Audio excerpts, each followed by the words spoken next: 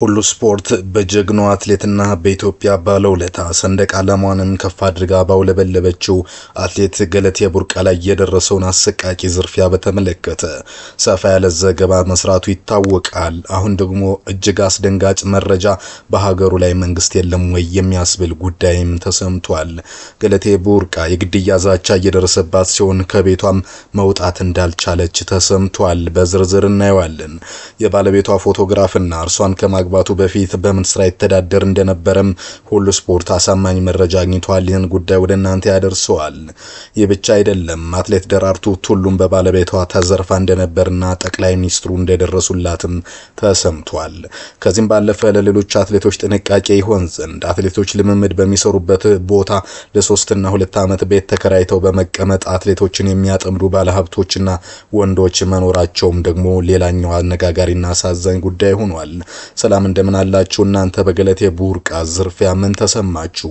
ሌሎች አትሌቶችም የሚያገኙትን ዶላርና ሀብት መሰረት በማድረግ ቦታቸው ልምምድ ከቦቆጂ ገጠር እንዲሁም አዲስ አበባ ድረስ እየተዘዋወሩ ቤት ኪራይ አውጥተው ጭምር እዛ እየኖሩ ልክ እንደ ዩኒቨርሲቲ ሁሉ እየከረሙ አትሌቶቻችንን ካላማቸው ስለሚያሰናክሉ ወንዶች ምን ትላላችሁ?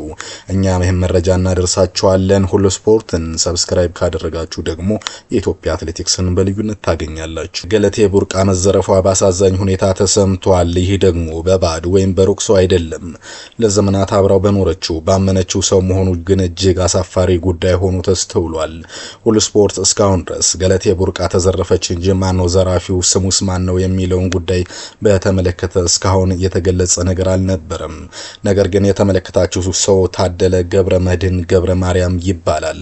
በቀይ ክብ ውስጥ የሚገኘው ሰው ማለት ነው። የገለቴ ቡርቃ ባለቤት ነበር። ገለቴ ቡርቃን ከማግባቱ በፊት በላዳ ሹፌርነት ስራ ይተዳደር ነበር። ችግሩ በላዳ ሹፌርነት መተዳደሩ አይደለም፣ ዋናው ፍቅር ነው። ሰው እምነት አለ።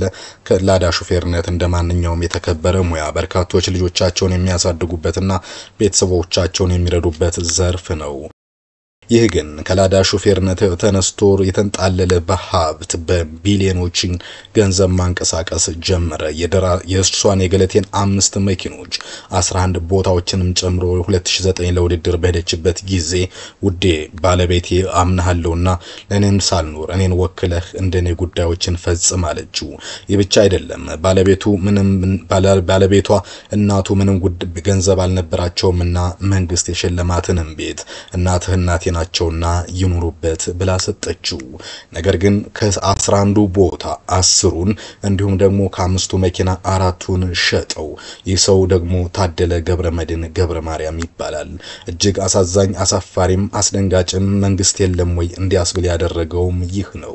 እርሷ ግን የሁሉ ንብረቴ ተሟጡ፣ ያመጣሁት ወርቅ፣ ብር፣ ነሐስ፣ የተሸለምኩት ዶላር፣ የተሸለምኩት መሬት፣ ያፈራሁት ሀብትና ንብረትም ወድሞ እኔ አደባባይ ልወጣ ነው፣ ተዘርፍ ያለው የኢትዮጵያ ሕዝብ ሆይ ድረሱልኝ፣ እኔ በአደባባይ አኩርቻቸዋለሁ፣ ልጃችሁ ሜዳ ልወድቅ ነው ብላለች። በኢቲቪ አፋን ኦሮሞ ቴሌቪዥን ከሚቀርበው ገመዳ ሾው ጋር ቆይታ ያደረገችው አትሌት ገለቴ ቡርቃ አደባባይ የወጣሁት ሕዝብ ያለውበትን አስቸጋሪ ሁኔታ አውቆ እንዲደርስልኝ እንዲረዳኝም ነው፣ ብቻዬን አልቻልኩም ብላለች። ከ800 እስከ ማራቶን ኢትዮጵያን ወክላ በተለያዩ መድረኮች የተወዳደረችው አትሌት ገለቴ ሳላውቅ ትዳሬ እየፈረሰ ነው ብላለች። በሩጫ ባገኘሁት ገንዘብ ወደ ኢንቨስትመንት ሊገባ ስል ችግር አጋጥሞኛል የምትለው አትሌቷ ባለቤቷ በ2009 ዓመተ ምህረት ከቤት ጠፍቶ 8 ወር ቆየ ብላለች። በኋላም ፍርድ ቤት እንዳቀረባትና እስካሁን ክርክር ላይ እንዳሉም ነው የምትገልጸው። 9 ዓመታት አብራ የቆየችው ባለቤቷ በ2009 ዓመተ ምህረት ለውድድር ከሀገር ውጭ ስትሄድ ሸኝቷታል። ውድድሯን ጨርሳ ስትመለስ ባዶ ቤት አገኘች። ባለቤቷ የት እንደሄደ ጠፋ። ፍለጋውን ጀምራ ለፖሊስ ታስታውቅ ደውሎ ለምን ስሜን ታጠፊያለሽ በማለት ታደለ ማንገራገሪያና ማስፈራሪያ ማድረሱንም የግድያ ዛቻም እንዳደረሰባት ትገልጻለች። የቀድሞ የላዳ ሹፌር አሁን እጅግ በርካታ ገንዘቧን ዘርፎ በውድድር እግሯ እስኪዝል ድረስ ላቧ መስኪን ተፈጠፍ ያፈራችውን ሀብት ታደለ ገብረመድህን ገብረ ማርያም ዘርፎኛል ስትል አቤቱቷን ለኢትዮጵያ ሕዝብ እንዲህ ታቀርባለች። ገለቴ ቡርቃ በእርግጥም ፍለጋውን ጀምራ ለፖሊስ ብታስታውቅም አርፈሽ ማትቀመጪ ከሆነ በይፋ ገድልሻለሁ እንዳላት ተናግራለች። ገለቴ በ2010 ዓመተ ምህረት በርሱ በኩል የክስ መጥሪያ እንደደረሳትና ጭራሽ ንብረቷ ተዘርፎ እርሷ መከሰሷ ደግሞ ሌላኛው ሁለት በደል ነው ትላለች። ፍርድ ቤት ስትቀርብም ባለቤቷ ጋብቻቸው እንዲፈርስ ጠየቀ። እሷ ደግሞ የተጋቡት በእምነት ተቋም እንደሆነና እምነት ደግሞ ጋብቻ እንዲፈርስ እንደማይፈቅድ ጠቅሳ አላፈርስም እንዳለች፣ ነገር ግን በጫና ጋብቻው እንደፈረሰ ተናግራለች። ግን ወደድኩሽ ብሎ ተንከራቶ ሽማግሌ ልኮ በሃይማኖታዊ ስነ ስርዓት አግብቷት ሀብቷን ዘርፏት እንደገና ትዳሯን እንድታፈርስም አስፈራርቷት ትዳሯም ፈረሰ። ከዛ ቀደም የወሰደውን ውክልና ተጠቅሞ ያለውን ንብረቷን ሸጦ ስለነበረ ጋብቻው ከፈረሰ በኋላ ንብረቴን ለማሳገድ ብንቀሳቀስም ከአንድ ቤት በስተቀር ሁሉም ስማቸው ዞሮ ነበር ያገኘሁት ብላለች አትሌት ገለቴ በእንባ እየታጠበች። አንዷ የቀረችው ቤትም በ2008 ዓመተ ምህረት ውክልና የተነሳባት ቤት እንደሆነ የተጠቀሰችው አትሌቷ በተለያዩ አካባቢዎች የሚገኙ 10 ቤቶች፣ 4 መኪናና ሌሎች በርካታ ንብረቶች ተሽጠውባት ባዶ እጇን መቅረቷን ተናግራለች። እናቱ እንዲኖሩበት የሰጠውትን ቤት መንግስት የሰጠኝ ቤት እንኳን ለእናቱ ሽጧል የምትለው ገለቴ ከጋብቻ በፊት ያፈራሁት ንብረቴም ሳይመለስ ከጋብቻ በኋላ ያፈራነውንም ሳልካፈል አንዷን የቀረችውን ቤቴ ለመካፈል ፍርድ ቤት ወስኖብኛል ስትል ተናግራለች። እሱ ቀድሞ ሁሉንም አቅዶበት ስለሄደበት ያላትን አቅም ሁሉ ተጠቅማ ፍርድ ቤት ብትከራከርም ውሳኔው ግን ከሷ በተቃራኒ እንደሆነ ተናግራለች። ከዚህም አልፎ እንደሚያስፈራራት ለፖሊስ ማመልከቷን ጠቅሳ ንብረቱ እንዳይገኝ አንድም ገንዘብ በሱ ስም እንደማያስቀምጥ ተናግራለች። እንዲሁም ተሸጡ የተባሉ ንብረቶችም ከዋጋቸው እጅግ ባነሰ የተሸጡ መሆናቸው ጉዳዩን ውስብስብ አድርጎታል። የጉዳይ የማያውቅ የመንግስት አካል የለም ትላለች። ግን ይሁሉ የመንግስት አካል እያወቀ እንዴት እንኳን ሊረዷት አልፈቀዱም የሚለው ግን የኢትዮጵያን ፖለቲካና ለሴቶች ያለውን ሁኔታ የሚያሳይ ሆኗል። በእርግጥ ጠቅላይ ሚኒስትር አብይ አህመድ ብቻ አልሰማም እያለች ነው። ንብረቱን እንዳይገኝ አንድም ገንዘብ በሱ ስም የለም። ግን ለሁሉም ባለስልጣን ተናግሬ መፍትሄ አላገኘውም። እስካሁን መፍትሄ ካለማግኘቴም በላይ ወደ ጓዳና ለመውጣት ከዚያው አልፎ ለህይወት አስጊ ሁኔታ ላይ ስለምገኝ የሚመለከተው አካል ይድረስልኝ፣ የግድያ ዛቻ እየደረሰብኝ ነው፣ ከቤቴ መውጣት አልቻልኩም እያለች ነው። አደባባይ የወጣሁት ህዝቤ እንዲደርስልኝ ነው የምትለው ገለቴ ወጥቼም ወደውን ስፖርት እንኳን እንዳልሰራ ማስፈራራት እየደረሰብኝ ቤት ውስጥ ተዘግቼ ተቀምጫለሁ፣ ልምምድ ከሰራውም 1 ዓመት አልፎኛል ትላለች። የአቅሜን ያበረከትኩላት ሀገሬና ህዝቤ ያለሁበትን ሁኔታ ተወቀልኝ ስትል በስሜት ትገልጻለች። በእርግጥም ይሄ እጅግ በርካቶችን እያሳዘነ በማህበራዊ ሚዲያ ላይም መነጋገሪያ ጉዳይ ሆኗል። የሁሉ ባለስልጣን ሲነገር ፍርድ ቤቱ ሀገሯን ሰንደቅ ዓላማ ያውለበለበችው ብዙ ባለውለታ እየዋለችው ይህች ሰው በአንድ ሰው ምለዛውም ባሏ በነበረ ሰው ከተራ ቦታ ተነስቶ እሷን ወደድኩሽ ብሎ ባገባ ሰው መዘረፏ እጅግ አሳዛኝ ሆኗል። በእርግጥም ጠቅላይ ሚኒስትር አብይ አህመድ ብቻ ነው ያልሰማው ማለቷን ተከትሎ የደራርቱ ጉዳይ ዳግም ተነስቷል። ደራርቱ ጉዳይ በቀደመ ባለቤቷ ከተዘረፈች በኋላ ጠቅላይ ሚኒስትሩ ደርሰውላታል። አትሌት ደራርቱ ቱሉ በጋብቻ አብሯት ለሚኖረው የቀድሞ ባለቤቷ የምታገኘውን ሀብት ንብረት ለባሏ እያመጣች ስትሰጠው ኖራለች። ይህን አጋጣሚ በመጠቀም ያፈረቱን ሀብት ንብረት ምንም ሳያስቀር ንብረቱን አሽትቶ ነበር። በመቀጠል ያቀረበው የፍች ጥያቄ ነበር። ንብረቱን ከደበቀና ካሸሸ በኋላ ባቀረበው ጥያቄ መሰረትም ፍቹ ተፈጸመና ንብረት በተለይም ቤቶችና ህንጻዎች ከሷ ሸሽተው ነበርና የሚከፈል ንብረት ሊገኝ አልቻለም። ደራርቱም በጋራ በሚያውቋቸው ሰዎች ብትለምን ብታስለምን በፍጹም ባሏ ሊራራላት አልቻለም። ሀብት ንብረቱን ሁሉ ይዞ ወደ አዲሷ ጎዳ ፈቀራት ሄደ። በመጨረሻም ደራርቱ ተስፋ ቆርጣ ሞራሏ ተጎድቶ የተወሰነ ጊዜ ሰቆቃ አሳልፋ ነበር። ጉዳዩን የሚያውቁ ሰዎች ግን አንድ መላ ነገሯት። ነገሩም ደራርቱ አንቺ ማለት ለኢትዮጵያ ባለውለታ ነሽና ለጠቅላይ ሚኒስትር መለስ ብትነግራቸው መፍትሄ አያጡልሽም በማለት ያማክሯታል። በዚህ መሰረት ወደ ጠቅላይ ሚኒስትሩ ቢሮ በመሄድ ጠቅላይ ሚኒስትሩን ለማናገር ሰራተኞችን ስትጠይቅ ወደ ጠቅላይ ሚኒስትር መለስ መልእክቱን አደረሱ። አቶ መለስም ወዲያውኑ እንድትገባ እንዲያደርጉ ትዕዛዝ ለሰራተኞቻቸው አስተላለፉ። እሷ ደራርቱ ነችና አልተጉላላችም። ምክንያቱም ደራርቱ ያገር ምልክት ነበረች። ደራርቱም አቶ መለስን ስታገኛቸው ጉዳዩን ከማብራራት ይልቅ ለቅሶ እየቀደማት ማስረዳት አልቻለችም። አቶ መለስ ደራርቱን በጣም ይወዳት ነበርና አብሯት ማልቀስ ጀመረ ይላሉ በስፍራው የነበሩ።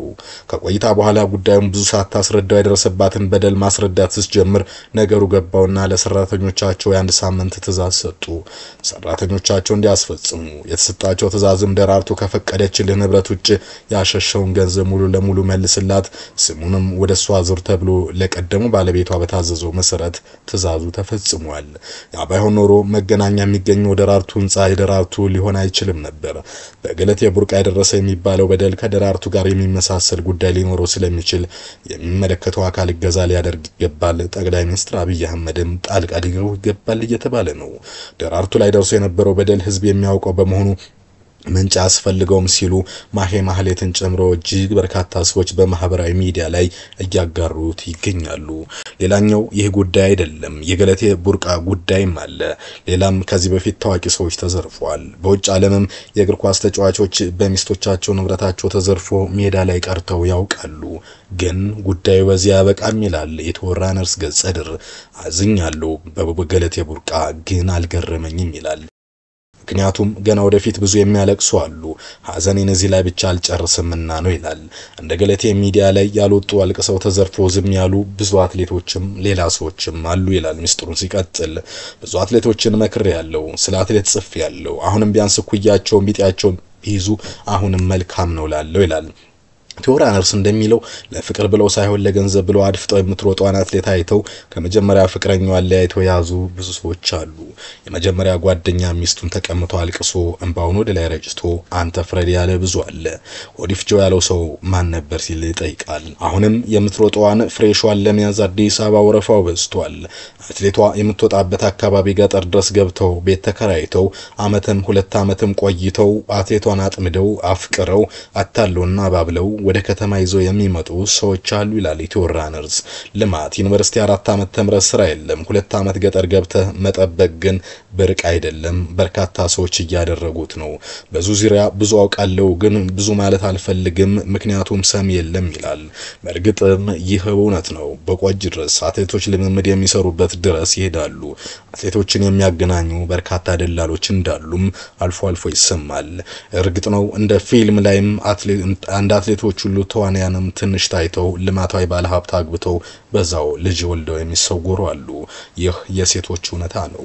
ሴት አትሌቶችን የሚያጠምዱ እንዲሁም የመጀመሪያ አካባቢ የሚንከባከቡ የሚመስሉ እኔ ያለሁልሽ የሚሉ ሙያም ተምረው ማሳጅም የሚሰሩ አትሌቲክስና ስለጥናለን የሚሉ አትሌቶቹን ካገቡ በኋላ ከዶላር ሽልማት የሚቋደሱ በርካታ ነውረኞች በኢትዮጵያ አሉ። እነዚህን ህግ ስርዓትና ፍትህ እንደሌላቸው ይገባል። ሴቶች በምንም አይነት ተአምር መዘረፍም ወይም ደግሞ አቢዩዝ መደረግም የለባቸውም። ስለዚህ የኢትዮጵያ መንግስትም ፍትህ ለገለቴ ቡርቃ ያሰፍን ዘንድ እንማጸናለን። እንደ ሁሉ ስፖርትም እንጠይቃለን። ፍትህ ለተበደለች ሁሉ እንዲሆን እንመኛለን። በዚህ ጉዳይ ላይ ሌሎች መረጃዎችን ካገኘን ይጀመልሳሉ። መልካም ቀን።